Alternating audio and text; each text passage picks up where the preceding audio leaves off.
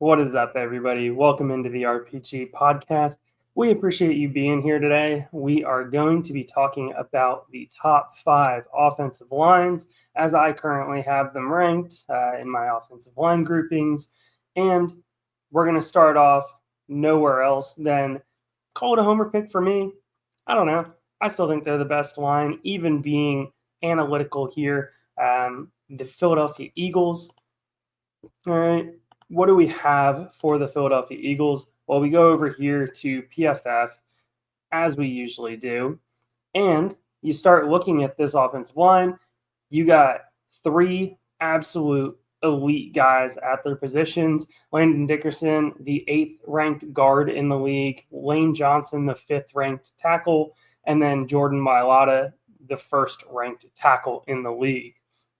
You pair that with Cam Jurgens, who is a little bit above average, 14th out of 40 at center, and then a question mark at who's going to play the other guard position. It was Mekhi Becton. Obviously, the Eagles moved on from him in free agency. They have on the roster currently Matt Pryor. They have Kenyon Green, who they traded for this offseason. And then they have Tyler Steen. I think Green and Pryor should be on expiring contracts. Steen, I think, has 2 years on his contract. But you got a healthy mix of high talent because Green was a first-round pick who has been absolutely horrendous his entire career, but still that first-round pedigree. You have Steen, who was a day 2 pick from a high-profile college like Alabama. And then you have Matt Pryor, who has the age under his belt. He has the snaps. He has production as of last season. So all of that to be said, it should be a camp battle to figure out who takes over the other guard spot. But when you have 3 elite, 1 very good, and then 1 figuring itself out position, usually that makes for a pretty elite offensive line. Now, what does this offensive line help with for a fantasy football standpoint? This offensive line is going to be able to help with the running game, opening up giant holes, being able to utilize their skills to one-on-one defenders. You can put Jordan Mailata against the best edges in football, and he will be able to hold his own. The same goes for Lane Johnson. Then you get to up the middle. What can they do up the middle to be able to work those tandem blocks, get to the next level, be able to clear out those holes for Saquon to be able to continue running through? It seems like that's going to be the case. It seems very obvious that this is going to be a team that is going to continue to try and lean on defenses, try and be able to wear them down. And then when they get to the goal line, the tush push wasn't banned. So what does that mean? Jalen Hurts at the goal line, getting a bunch of rushing touchdowns. We love that. Also, being able to keep a clean pocket for Jalen Hurts, and if he needs to utilize his legs to get outside and extend plays, that works wonders for the wide receivers and for the tight end. Dallas Goedert is still there on an expiring contract. And then you have Devonta Smith on the outside, and you have A.J. Brown on the outside. Look, if you give Smitty or you give Brown time to be able to work themselves open, they will find a way to get themselves open. They are 2 very good wide receivers. And then Goddard is the other one in this receiving game that you would want to take a chance on. He has been injured over the past couple seasons, so you may not get a full season out of him, but the Eagles love target consolidation, and that is what they're going to be able to do. Likely a low volume offense, so keep that in mind when targeting the pass catchers. But regardless, number 2, we have the Denver Broncos. All right, this is a team that some people may say should be number 1 on the rankings. And if you have them number 1, then I'm not going to fault you, because this is an incredible offensive line with Sean Payton calling plays. You know, this is an offense that took a major step forward with Bo Nix being the quarterback. You have Quinn at guard. You have Ben Powers at guard. You have Garrett Bowles at tackle. You have Mike McGlinchey at tackle. Now, they're listing McGlinchey as the 34th and Bowles as the 14th. I don't know. I have a little bit of a harder time believing that. But keep in mind, out of all the teams starting, essentially you're saying that he is going to be middle of the line in the tackle room for McGlinchey, but he gets the job done. He gets the job done at right tackle for the Broncos. Obviously, Quinn is a mauler in the run game. You've seen the videos of him just blocking defensive linemen 10 yards downfield, just taking them for a ride. Ben Powers was the free agent addition previous off seasons. He is one of those guys that you're looking to kind of take a little bit of a step forward, looking to see a little bit more production out of him. Garrett Bowles signed long-term. You've seen what he can do. Obviously, they have a lot of early pedigree on this offensive line. And then Luke Wattenberg, looking for him to take a step forward in the run game. But he was an elite pass blocking center, 18th. So that puts him right around middle of the pack for PFF and in their overall ranking at the position. But he was an elite pass blocker. You look at this offensive line, fantastic pass blockers. Work in progress in the run game, but I would still say that they are a slightly above average run blocking unit. You have them to be able to open up holes for RJ Harvey, for anybody else in that backfield that may potentially be getting significant rushes. J.K. Dobbins is now there. So you have that to be able to think about as well, potentially pulling some away from RJ Harvey. But you put all of it together, you still have Cortland Sutton there, who continues to work downfield, continues to work as the number one. You have Evan Ingram there now, which was an absolutely huge addition from the tight end position. And once again, we have an offensive line just like the Eagles, where the starting five can get the job done without having to have the tight end be chipping, the tight end having to be able to stay in to block, to act as that sixth offensive lineman. So all of those things are huge. Evan Ingram should be in for a huge year. All right. Now, moving on to the third team here. The third team is where it started to get a little tough for me to start delineating. I thought it was a very clear 1-2, then a little bit of a drop-off trying to figure out the third team. But for this exercise, as it currently stands, my third team is the Tampa Bay Buccaneers. All right, the Tampa Bay Buccaneers utilized Cade Otton a little bit in the blocking game. They utilized him a lot more in line to be able to kind of chip a little bit in the Liam Cohen offense. Obviously, Cohen is gone, so it is slightly questionable of how this offensive line is going to operate and how they're going to be asked to block. But you have Graham Barton, who was a little bit of a liability in the run game, a league average pass blocker, but has that first round pedigree. You're fully expecting him to be able to take a step forward in year two. Obviously, he was the 26th pick in the 2024 draft. You have Ben Bredson. This was the position that I was hoping that they were going to upgrade. They ultimately didn't. But alas, here we are. And he was below average as a guard. But much like the Eagles, if you only have one position, you can start to kind of fill, you can start to kind of design your offense around it. And if you're in playoff contention at the trade deadline, you can go try and find a guard or a reclamation tackle that may be able to kick inside to guard to be able to fill that position and be able to keep your title aspirations alive.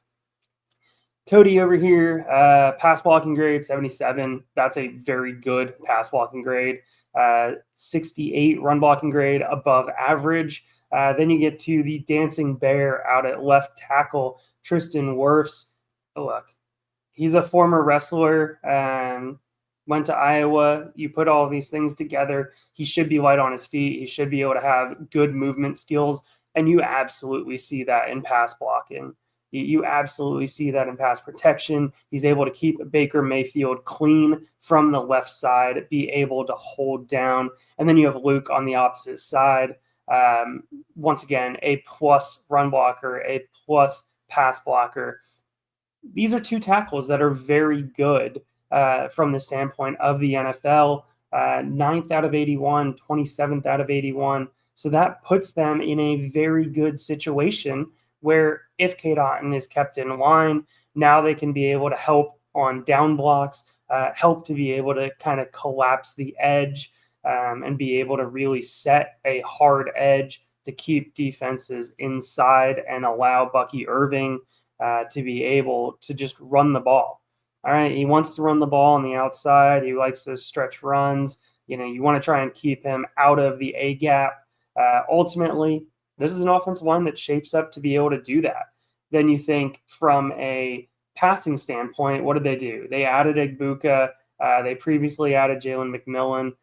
They have Mike Evans still. They have Chris Godwin still. I mean, this could be a potent passing game because you look at their skills. Cody's a good pass blocker. Luke's a good pass blocker. Tristan's an otherworldly pass blocker. If Graham Barton can just hold his own at center, you're not looking for that much more than him being able to hold his own. Ben hopefully takes a step forward this season. We'll see how it plays out. But tight end should be able to be utilized in the passing game. Overall, you're looking for Baker to stay clean. He is a pocket passer. You don't want him having to continuously be rolling out, running for his life. He has some mobility to his game, but it's not the mobility that everybody would want out of, like, say, a Jaden Daniels or a Kyler Murray being able to bail his offensive line out.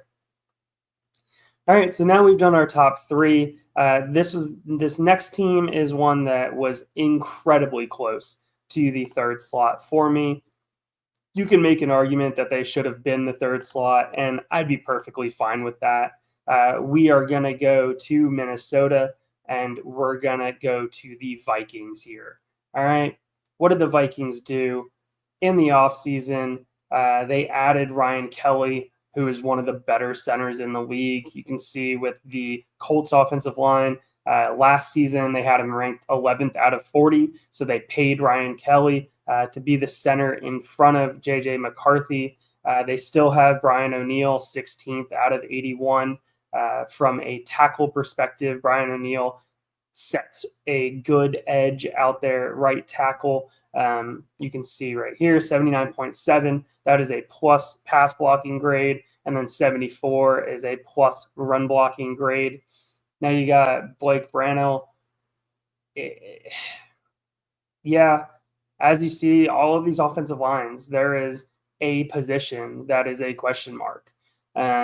For the Minnesota Vikings, they're trying to get away from that, which is why they drafted Donovan in the first round there to be able to take over at that guard position. Let's see if PFF has him listed at the guard. Donovan Jackson right there. All right, they took him in the first. They're expecting him to be a big-time player for them. You can also see Will Fries expected to be the other starter at guard. You have O'Neill out there at tackle, Darrisaw coming back off of injury. All right, so that is going to be a big thing. Darrisaw, is he going to be fully healthy by the start of the season? How healthy is he going to be? These are all things that when Darrisaw plays, he is fantastic. All right, he is a plus run blocker. He is a plus pass blocker, one of the best left tackles in the league. And that's shown throughout all of the seasons that he's played. Previous first-round pick. So you look at that. You look at Ryan Kelly, first-round pick. I mean, this offensive line, second-round pick for Brian O'Neill, first-round pick in Donovan up there, filling the other guard slot. Will Fries, he's the seventh-round pick, but he has been fantastic when healthy. Most likely the Colts ended up moving on from him because he hasn't been fully healthy. or wasn't fully healthy this past season. But when he's on the field, he is elite as a guard in the run blocking game, an absolute mauler, and still holds his own and more in the pass blocking game. So I could easily make a case for this to be the third best offensive line in football. And when you have a rookie, not truly a rookie, but essentially a rookie quarterback in JJ McCarthy, coming and getting some of his first starts in the NFL, what a luxury. All right. He's got the best wide receiver. Yes, I do think Justin Jefferson is better than Jamar Chase. Okay. Sorry for that take. But playing in a dome with the best wide receiver in football, with a top 5 tight end in TJ Hawkinson, coming fully healthy, not going to have to worry about missing part of the season this year. Then you also have Jordan Addison, who right here you can see Jordan Addison, former first-round pick as well. So, I mean, this offense is just littered with talent. You have Aaron Jones in the backfield with Jordan Mason for the games. When Aaron Jones starts to break down, this offense should be sky high, especially relying on this offensive line. Now, we go to the fifth and final team in this video. This was honestly one of the hardest ones for me to be able to try and figure out. 3-4 between the Bucs and the Vikings. I could have flipped those guys either way. This team just had so many losses to the offensive line in the offseason. I just don't know how clean they're going to be able to operate together in the 2025 season. But we went with the Detroit Lions. All right.